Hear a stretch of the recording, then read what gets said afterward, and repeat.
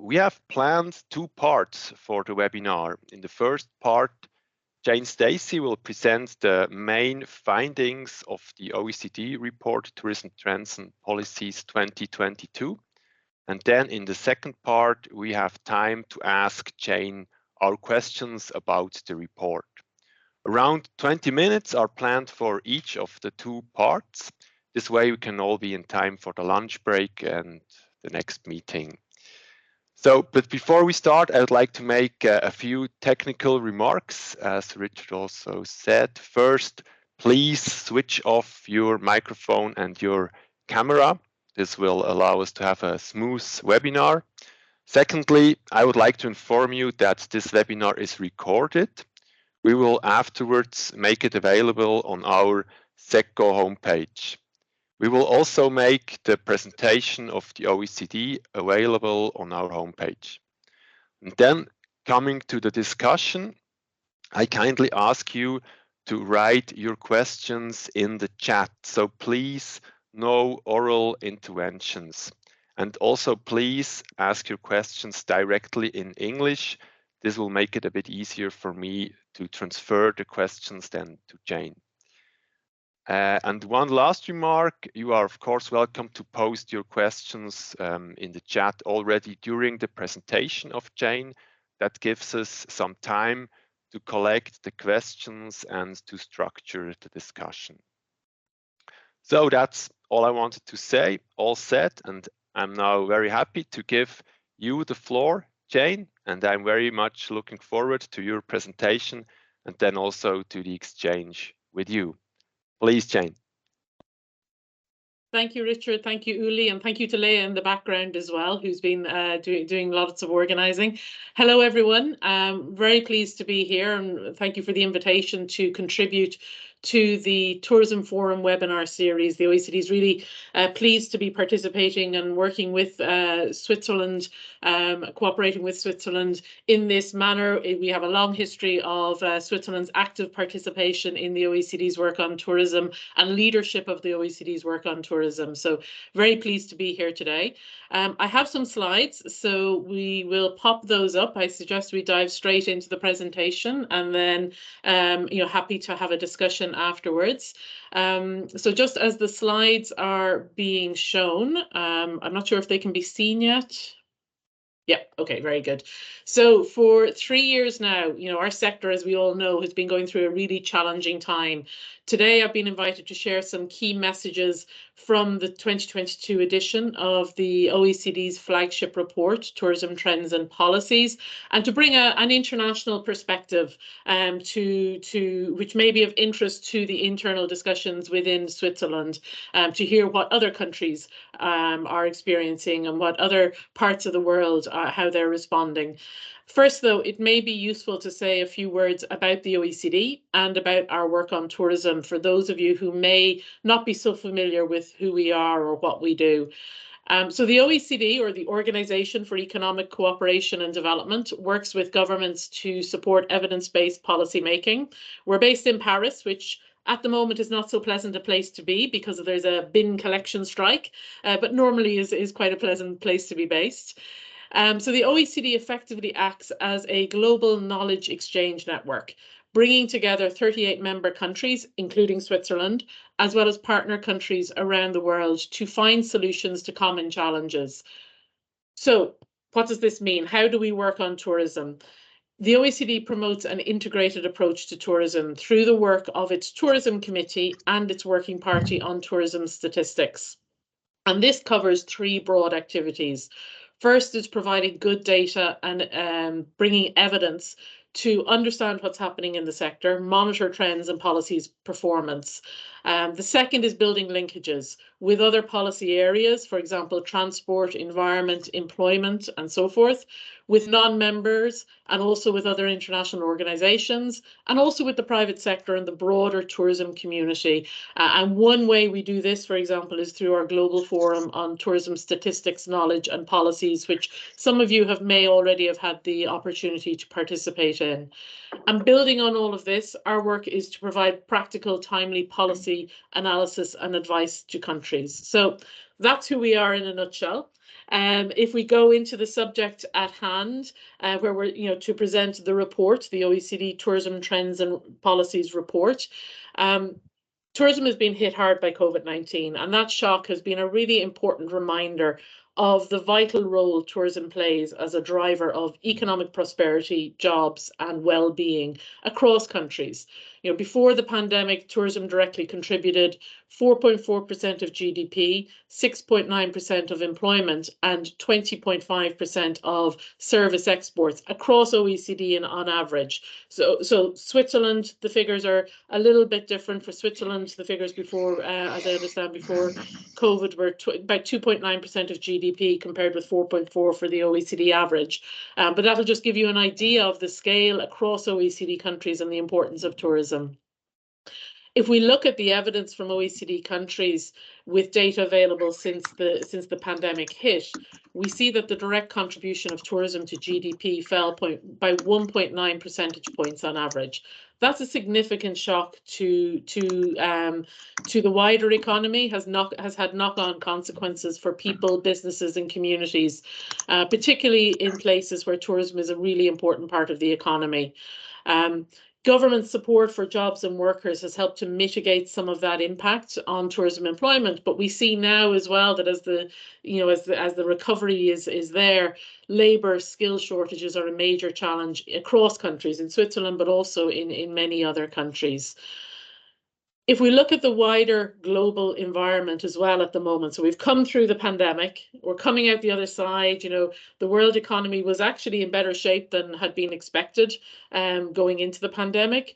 But now we're facing new challenges. Russia's war in Ukraine has dealt a fresh blow to global prospects.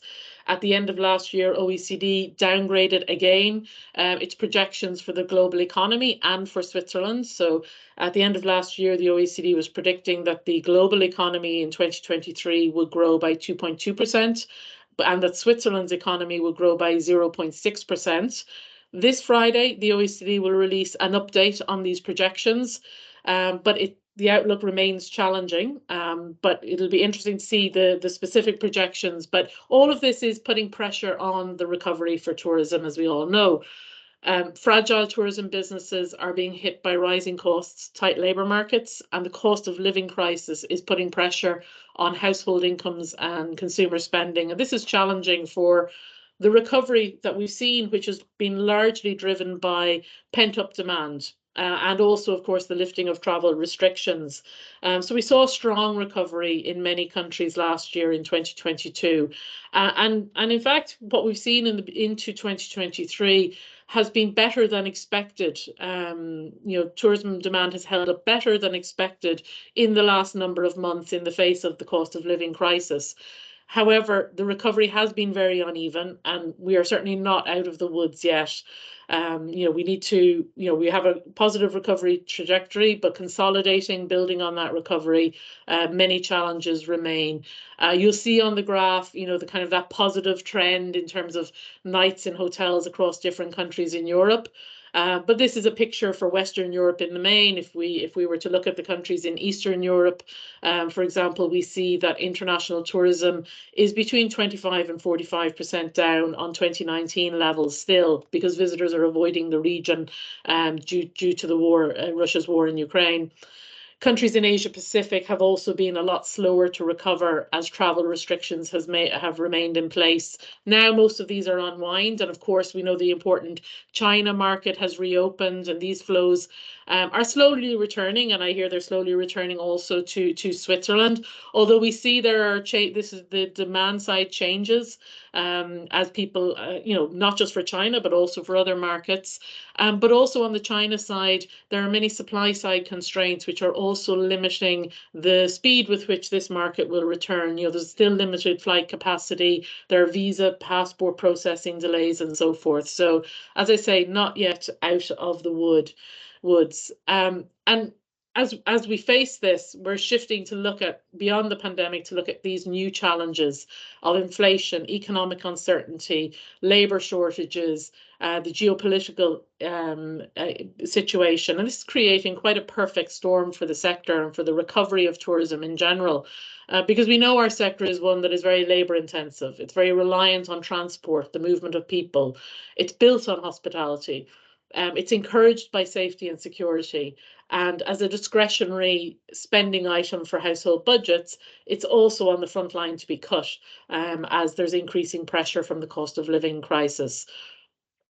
And one of the challenges we see here is that as governments and businesses look to manage this situation and address these challenges, there is a risk that the momentum that we have seen since the beginning of the pandemic to use this as an opportunity to create a stronger, more sustainable tourism economy, there's a risk that that momentum will stall also. I'll come back to that point in a moment, but first I just want to quickly show one slide from a survey we did of OECD countries towards the end of last year. It was in October, November, so it's a little bit old now, but I think it's interesting to look at because it highlights how the domestic market was really leading the recovery. So this was a survey about countries' tourism performance in 2022 and their expectations for the recovery. So the dark red bars is showing how the domestic market has recovered. So you can see clearly that international tourism recovery has been more slow. And at the end of last year, the general expectation across OECD countries is that it would take longer than originally expected. If looking back to the start of last year, so given these new challenges that we now face, we saw a downgrading in the recovery expectations. I would be very interested to hear from the participants in this webinar how you see the outlook for the recovery now, and if the picture has improved, knowing that different parts of the tourism economy, the tourism sector, the recovery outlook might be quite different as well. So I'd be very interested to hear from participants on that point. So if we look to some of the key messages in the report that we released at the end of last year, I think one of the key issues is around the role of government in supporting a recovery, consolidating the recovery, supporting the transformation of the recovery. But not just government, how government can work with the private sector, the role of the private sector also. So as governments and businesses tackle these immediate priorities, how can we not miss the opportunity to create a stronger, more sustainable tourism economy? We know there's a tension in terms of addressing, the short-term survival still in the case of some businesses, but also to consolidate and be ready for the future. So the report highlights the opportunity to use forward-looking tourism strategies and plans to boost the recovery. So as we're developing these strategies and plans now, we're already looking, to what the measures we take now to support the recovery, how can they also support our longer-term objectives and transform tourism for the future. The scale of the crisis has been a powerful mobilizing force, and this has led to stronger dialogue between tourism businesses and governments. And we've seen this across countries. During the pandemic, we saw countries forming high-level working groups, national tourism task forces, advisory boards, bringing together decision makers from across government, but also with the private sector, to develop, in collaborative approach to develop response measures and recovery plans. So these kind of approaches are something which we can look to build on to tackle the issues facing the sector today and the sector in the future. So I think also this kind of a webinar is really useful for that in terms of helping to make those connections, which I know are already very strong in Switzerland and that the forum supports. Many countries, as I say, are also developing tourism recovery plans and strategies, and these are, as I say, an opportunity to already try and shape the future we want for tourism. And the approach that has been taken in Switzerland with moving forward with the Swiss tourism strategy, with the sustainable initiatives and so forth, these are all very positive measures that can support the direction of travel we want to go. A further area of focus within the report is around building resilience within the tourism economy. We've seen from all of these different shocks how vulnerable tourism is to external shocks. You know, new and existing structural weaknesses in the tourism system have been exposed. And this has called into question what was before a widely held belief, I think, in terms of the inherent resilience of the tourism economy. You know, tourism always bounced back. Over the 6 decades of constant growth, there was a slight dip in 2009, but the sector is one which has always bounced back.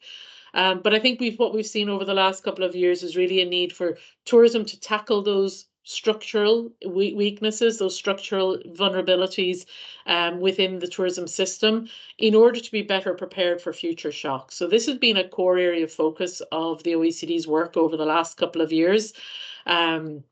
And resilience goes beyond crisis management. It's about being better prepared to adapt and to recover to these shocks. And all parts of the tourism system need to be part of this. And this is one of the challenges from tourism, because we know we have a very fragmented tourism system. We have many SMEs who face particular challenges. So what does this involve if we are to try and strengthen resilience? Some of the key findings for the work that we've been doing in the OECD Tourism Committee is the opportunity from adopting integrated, agile, flexible tourism governance approaches. So we have we're working across governments, across policy areas with the policies we're developing to support the tourism sector, but we also need, from a policymaker's perspective, to be agile, able to respond to different changes. And certainly over the last couple of years, policymakers have learned a huge amount in terms of agility and responding. So there's huge learnings from the pandemic that we can take forward. We also need to build more diverse, robust, and stable destinations. Those destinations which have been hardest hit tend to be those destinations that have been more focused on one particular market, one particular area, type of tourism, and so forth. So diversity is a key issue that we need to be looking at. Also in terms of spreading tourism, in terms of seasonality and so forth. Strengthening tourism businesses. One of the strengths of the tourism sector is that the fact it's made up of many SMEs, and that brings many local benefits, but it is also one of the weaknesses in terms of the fragmentation, and we know that SMEs face particular issues. So how can we strengthen tourism businesses? Addressing those long-standing workforce challenges is also an area that of focus. And we need the data, we need the insights to measure and monitor tourism resilience, to see that we're making progress. So perhaps to give a few concrete initiatives of what this means in practice. So this is the high level. What are other countries doing in this area? So I think one interesting initiative is in France, where in 2021, so just across the border from Switzerland, the Avenir Montagne, or the Mountain Futures Plan, was introduced. And this specifically aims to support mountain communities and mountain regions to diversify their economies, to enhance sustainable and resilient mountain tourism, but also to support the green transition, to revitalize the tourism offer in those regions. And there's a significant funding pot that has been put in place by France, but to support and to stimulate investment in these areas and to stimulate innovation. Ireland, in terms of labour market issues, is a country that's doing quite a lot of interesting work at the moment. They've taken steps to improve and promote the attractiveness of tourism jobs, including through a new employer excellence scheme. And there has, from the first year of the initiative, they've seen a very positive move also on the side of private sector, of businesses, in terms of adjusting the working conditions, adjusting pay, adjusting shift patterns, also to help improve the attractiveness of the sector. Because certainly when it comes to labour market issues, we need to be working, business and government together to address this. On the data point, you may be familiar already with the EU tourism dashboard that the European Commission have been developing, measuring environmental, digital, socio-economic pillars and monitoring tourism. So there are some of the concrete initiatives that we see in other countries that have been put in place. Moving to maybe the final point on the final chapter, if you like, area of focus within the report. This is around the green transition. We know this is a really urgent and important topic, where urgent action is needed to accelerate the transition to a green tourism economy. Tourism has an important role to play in reaching the net zero targets, and mitigation and adaptation strategies are both needed. So we need, and here, in terms of some of the key messages in terms of what governments and businesses can do. In the first place, it's around about embedding green principles into tourism plans and strategies, working collaboratively to make the most of resources that are available across government, not just at the national level or the federal level, but also at the regional level, and really focusing those resources on the actions that will have most impact. So go for the low-hanging fruit in the first instance, tackle that, get that, and then we can move on to other areas, but already have focus on those high impact areas. Increasing carbon literacy and capacity of all tourism actors throughout the tourism community, throughout the tourism system, to develop innovative solutions and experiences so that it becomes part of the tourism sector's DNA, if you like, as we develop new tourism products, as we make investment decisions, that through all of this, as we develop tourism infrastructure and services, that green principles and decision is at the heart of all decision making. There is a mix as well of a carrot and stick approach between regulating. We know there's broader regulations that have been put in place and are coming and impact the tourism sector, but also incentivizing good business practices and helping businesses to reduce their environmental impact, particularly SMEs. It's often very difficult for a tourism business to know what their environmental impact is. And we see countries are introducing, for example, carbon calculators for businesses and so forth. These different tools that can really help businesses identify and know their impact, and then have the support, whether it's support with financing and so forth, to reduce that impact. Consumers also have an important role to play in this. So, how can we encourage green tourist behaviors and help consumers make sustainable travel choices? Helsinki is somewhere where they've introduced a website with sustainable restaurant options. So visitors can clearly see, what restaurants that they could choose, and it helps them make more informed decisions. And again, at the baseline of all of this is setting targets, measuring, monitoring data, which you'll see is a constant refrain through all. We are the OECD, so that's a constant refrain on our side. So maybe just a couple of examples as well, concrete examples of what other countries are doing on this side, and then I want to leave enough time as well for discussion. So Austria, again, just over the border from you, has introduced a new destination eco label, including mandatory criteria to accelerate the green transition, improve regional value chains. And I think what's particularly interesting about the approach Austria have adopted is there is the mandatory criteria, but the aim then is there are supplementary criteria. So it encourages improvement over time for destinations to, incremental improvement, because it can sometimes be quite off-putting with some labels if it's a very high standard and businesses can't reach it or destinations can't reach it in the first instance, so they abandon. And I think the Austria approach is very, very interesting in terms of that incremental approach. In terms of supports for SMEs, South Africa have an interesting initiative on Green Tourism Incentive Programme, which provides financial support to tourism businesses to adopt sustainable tourism practices, whether this is the introducing solar panels, renewable energy options, their infrastructures and so forth. So that's a specific support for tourism SMEs in South Africa. And in Denmark, as part of the national target to reduce greenhouse gas emissions by 70% by 2030, there is now a new partnership, public-private tourism partnership, that is working together to identify initiatives work together to contribute, where tourism can contribute to this this target. So again, very much that collaboration between both the government and the private sector. So maybe just moving to the next slide. You know, Richard already mentioned it at the very start. The publication is available. It's on the OECD's website. It's available in English and today in French. And we also have the executive summary in French, German, and Italian, as well as English.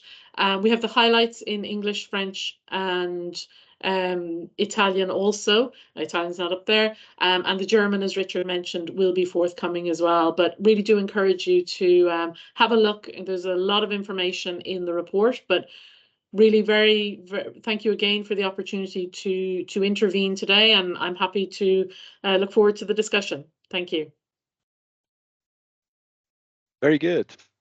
Thank you very much, Jane, for your very interesting presentation and for all the valuable insights you shared with us.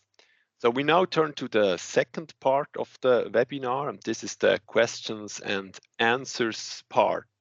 By now, I don't see any questions from you, from the participants, so I invite you to ask your questions to Jane, and please, if you have a question, do this via the chat. So please write your question into the chat and I will pick them and transfer them to Jane.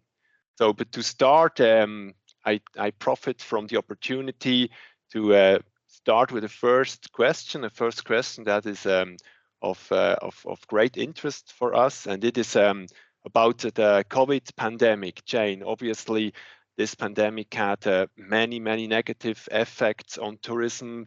We all know, of course, you elaborated it in your presentation. And in Switzerland, we saw that at least the pandemic had the positive, let's say, positive effect of the raising awareness of the politicians for the tourism sector and for its needs. And I think that's, yeah, if you want, you can say this is like a positive effect. So my question now is, what is your assessment of that? Is this only the case in Switzerland, or can there be such a development seen in other OECD countries as well? Thanks, Uli. Yes, I think that's something which we've seen more broadly, and I agree. It's difficult to frame it as a positive, but at the same time, it is. I think it is welcome that we see that the tourism economy and the importance of the tourism economy has been acknowledged or recognized, because it is often referred to as a Cinderella sector, that it's it's the fun and sun sector, and it's not the economic importance of it and the role it can play in within our local communities is often underestimated. So when we saw the tap switch off with tourism, I think we really saw the value that tourism brings, the impact that tourism can have.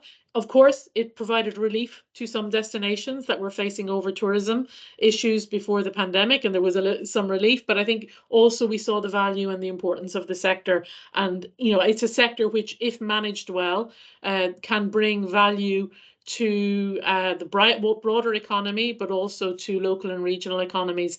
One thing we've seen, I suppose a couple of concrete ways we've seen this is within countries, we've seen very high level ministerial, interministerial working groups being put in place in terms of how to address this.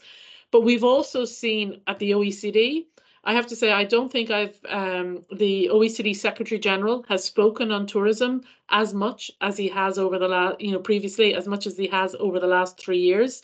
We've had a number of high level discussions internally within the OECD with ambassadors, which is the highest level of representation to the OECD, but also across the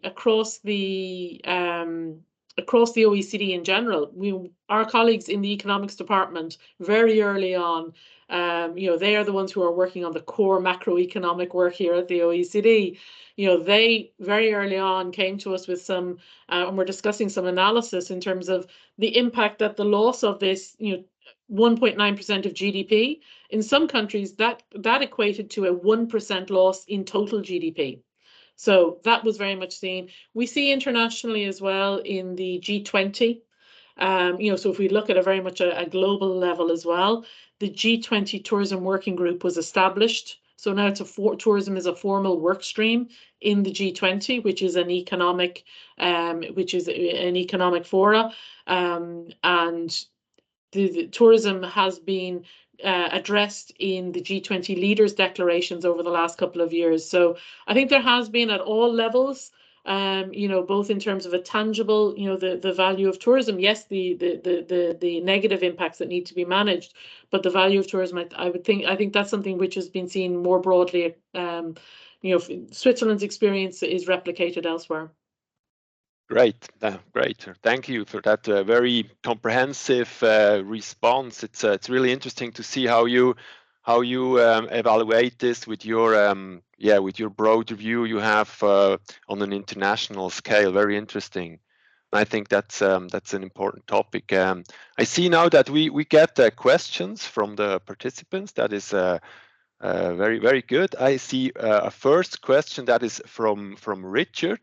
I take that one. I read it, so that gives you also some time to think about maybe an answer. So it's internationally comparable measuring and monitoring systems regarding sustainable development of the tourism sector in general and decarbonization in special is a great challenge. Is the OECD Tourism Committee working on solutions for improving the situation? We know that you are working on that topic, but maybe you can explain us a little bit on where you stand here and maybe what has been reached by now and what are the next steps that are planned. Thanks, Uli, and thanks, Richard, for the question. So there is a lot of focus. I think we see a lot of focus at the moment around, okay, what is sustainable tourism? We have a definition, there's this internationally recognized, but what does it concretely mean? Because it means something different for every destination. And then how do we measure it? How do we know that we are doing tourism sustainably? We see in many strategies and plans and this commitment to move towards more sustainable models of tourism. But how do we know that we're making progress on that? So there is a lot of attention around the measurement of sustainability in tourism, what kind of indicators, what kind of tools that we can use. I have to say, this is not there's a lot of focus. Many different organizations are working on it. There's a lot happening at national level. In different countries in the last couple of years. For example, Finland have developed a new indicator framework, Austria also, a number of different countries. We at OECD are working with a number of countries at the moment in terms of supporting them in developing sustainable tourism indicator systems that meet the needs of their particular destinations. So we're currently working with the regions in Spain, for example. We also have worked with Slovenia, with Greece, with Malta, and I know I'm missing at least one other country there, Portugal. Some of the other work that's happening is much more at a statistical, a broader framework approach of linking the tourism satellite account methodology with the system for environmental economic accounting. So this is the basis, for example, of the UNWTO's measuring sustainable tourism approach. And that is work that is advancing through the UNWTO to develop a statistical framework for measuring tourism. We on OECD side have been supporting Croatia, for example, in their work to see how to link their tourism satellite account methodology and how to measure, and by linking these two methodologies, how to better measure. And it's clear it's very, very challenging for many countries. On the indicator side of things, and this is an area where there is more and more focus, because countries, as they develop their strategies, they have identified targets. They've also possibly identified indicators. That's the case for a number of countries.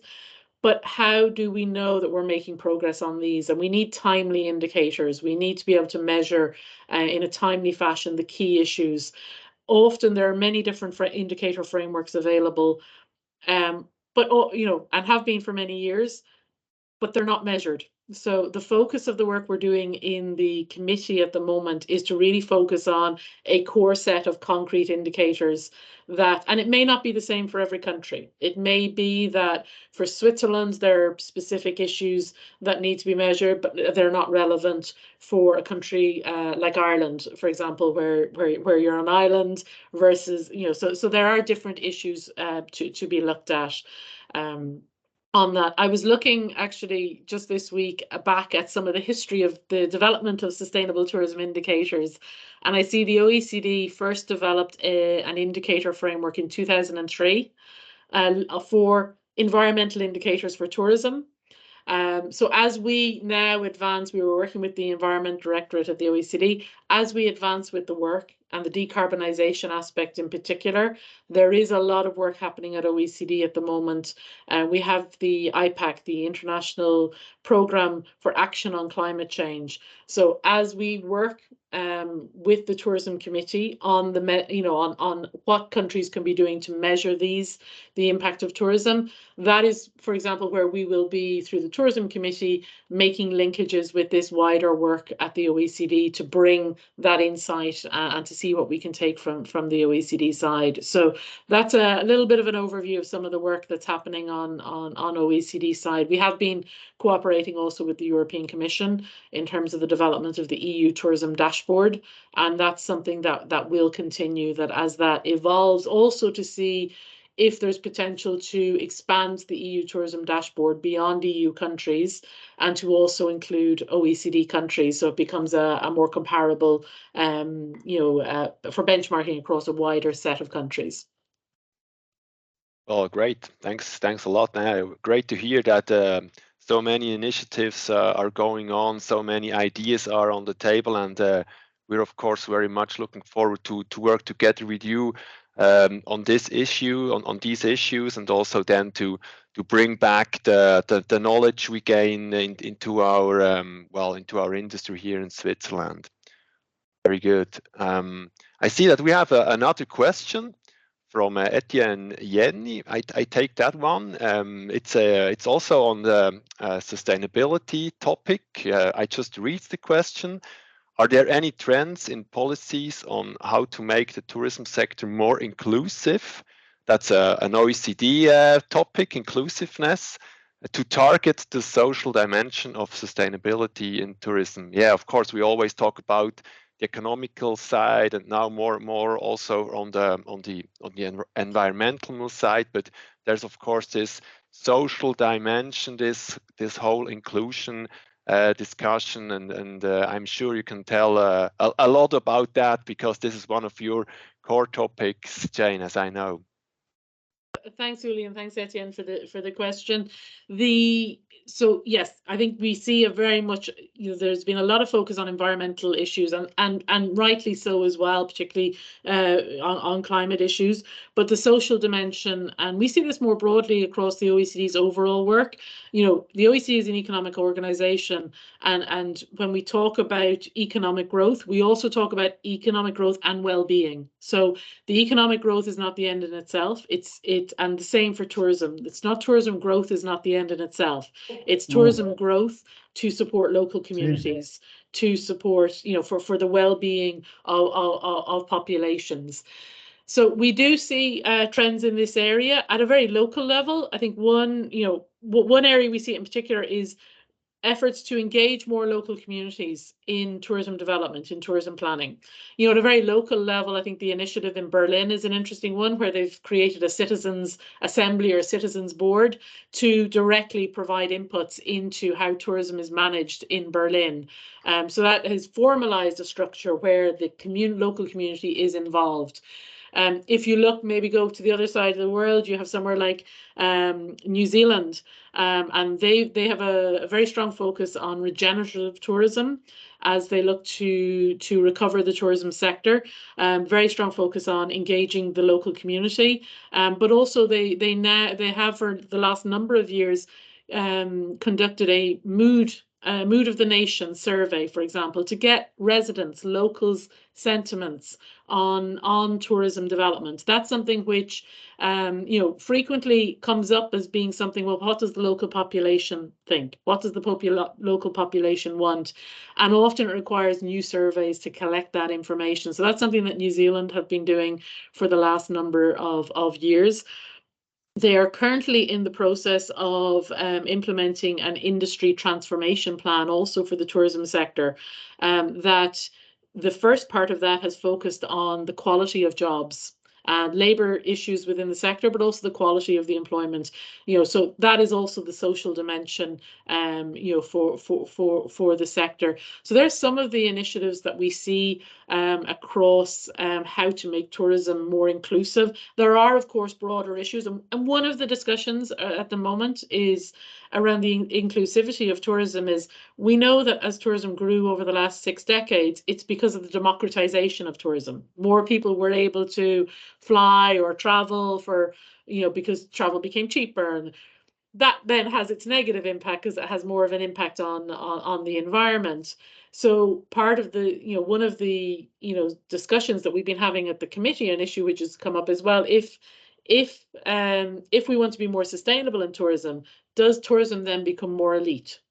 So can we have sustainable tourism that is inclusive, or does this of people having the opportunity to participate in tourism activities, or does sustainable tourism necessarily mean we move back to a more elite form of travel? So that's a question that is out there at the moment also. Okay, great. Thank you for these explanations. I think we can go on with a connecting question to that. I have 2 more questions in the chat now, and I'd say we take them, and watching the clock, I think these will then be also the last questions already. That's an interesting question from Tina Müller. She asks, which countries would you say are best or good practice concerning sustainable tourism, and why? You mentioned, for example, New Zealand before. I know that they are quite a leader in that topic. You mentioned Slovenia. Yes, these are the 2 countries that I know, but maybe you can say some words about other countries that are leading edge concerning sustainability in tourism. Sure.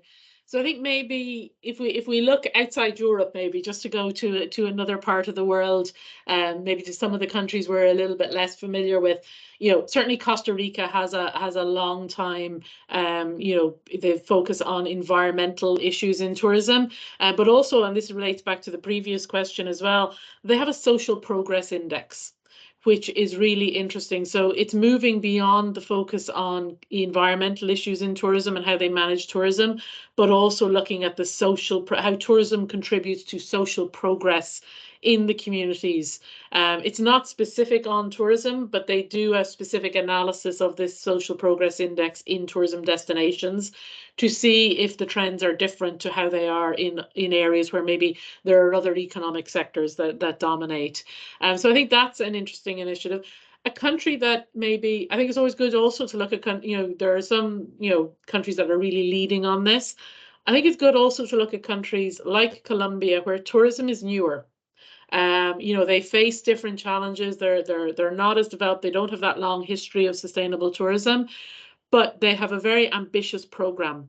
Colombia put in place a couple of years ago a new sustainable tourism strategy and policy, and it really is very comprehensive. It's focused on regional development and supporting the regions in developing tourism sustainably within. So I think it's interesting also to look at not, some of the countries who are making, significant strides in the right direction for how they can become more sustainable. So that would be another country that I would point to. Very good. Thank you. Yeah, these are, of course, also 2 known countries, but I didn't have them in my mind. But great to hear that. So everybody who wants to get a little bit of inspiration, they can have a look what Costa Rica and Colombia does.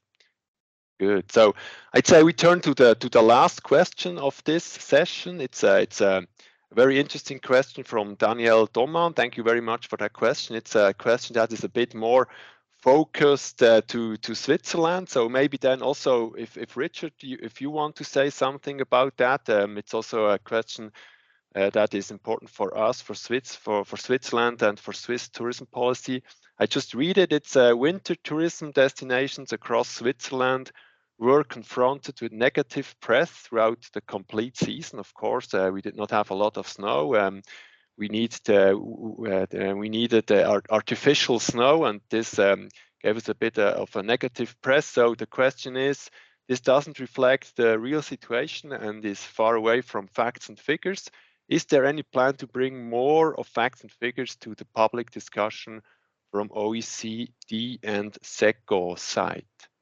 So maybe Jane, if you want to elaborate on that question a little bit. Thanks, Uli. So I think, yeah, one of the big challenges we have is we know that different destinations have, so the challenges of a winter tourism destination are different to coastal destinations. Eurostat have made quite good progress in recent years in looking at breaking down some of their data on tourism to the destination level. On OECD side, our colleagues working on regional territorial indicators have also been looking at categorizing destinations around mountain destinations, coastal destinations, city destinations, and so forth. There is still a lot that could be done there in relation, linking it with tourism data and analysis linked with tourism. But I think the point on having accurate facts, accurate figures, so that we have the evidence, because as you say, there's a lot of discussion around many of these issues, and what we actually need are concretely what are the facts, what is the reality, where are the positives, where are the the negatives, and accepting that there are both, and then how we find the good balance. And we know there are trade-offs between economic development, tourism development, environmental protection, and social developments. But that is the nature of life, and the economies, and we have to, the challenge is to find the good balance there. I think just to point to an example of a destination that's doing some interesting work at the moment, well, has been over many years, but has reinvigorated, is Whistler in Canada.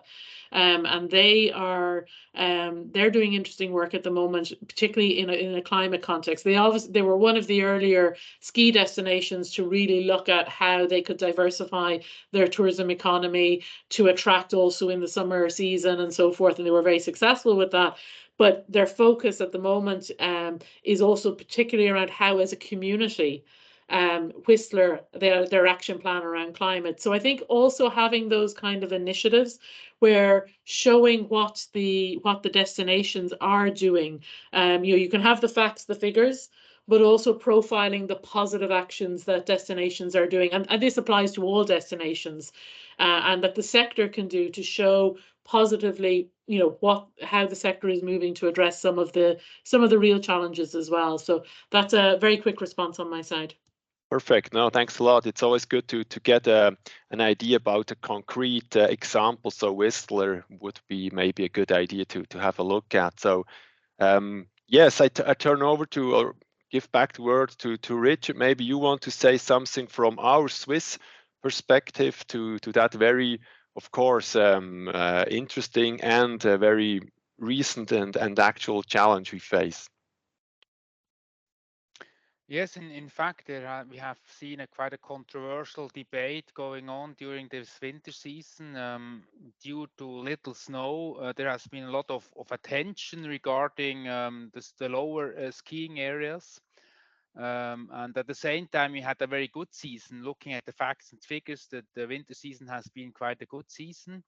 And this controversial discussion, I think this is partly based on missing data, missing timely data and facts and figures. And I think we should try to structure this discussion in a more sophisticated way. And if I'm looking what has been discussed during the last months, it's a mix of the current situation and the perception of the future due to climate change. And is this now the climate change we already see? And what does this mean for the whole sector? And we're working on this together with Switzerland Tourism to improve the data that available for having this discussion. I think we need to have a discussion regarding the future of the skiing areas, especially the future of the skiing areas on lower altitude.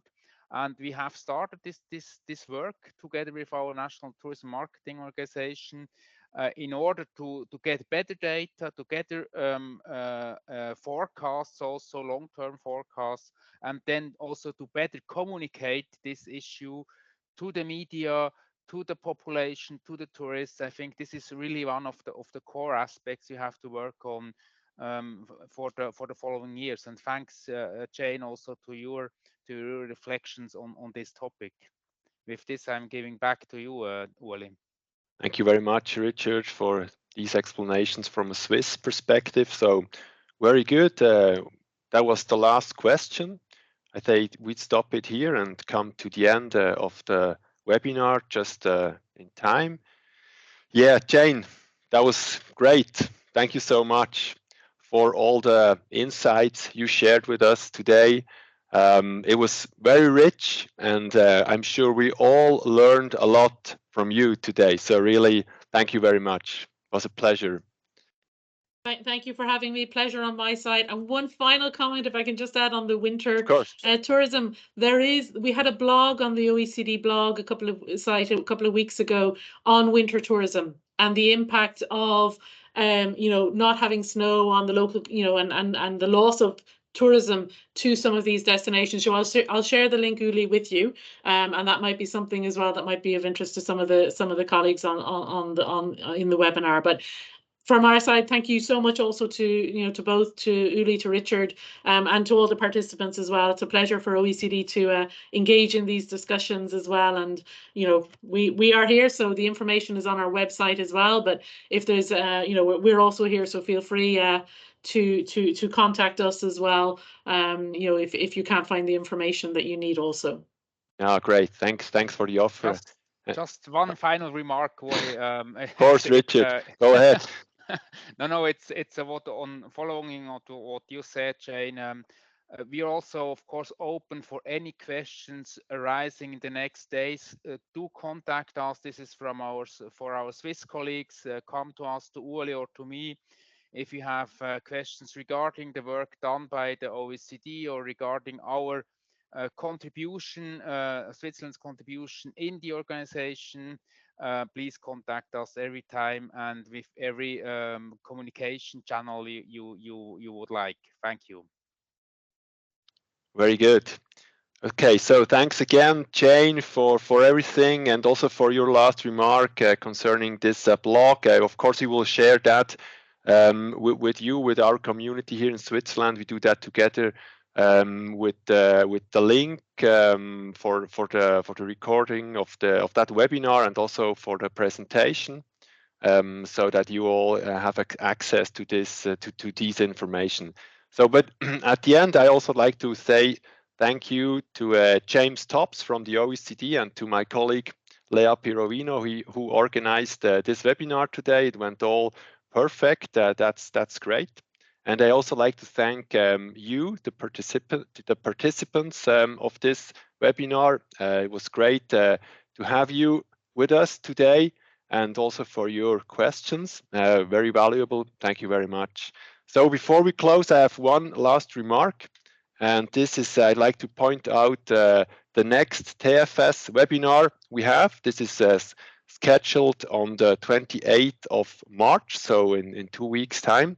And the topic of that webinar will be the management of destinations. Very actual and interesting topic as well. So you should also have received the link to that webinar. If not, please feel free to contact us and we will provide you the link. So we look forward to welcoming you again soon at the next TFS webinar. And I'd say have a beautiful day and goodbye to everybody. Thank you. Bye to everybody. Have a nice day. Bye. Thanks. Thank you. Bye bye. Bye. Thank you. Bye bye.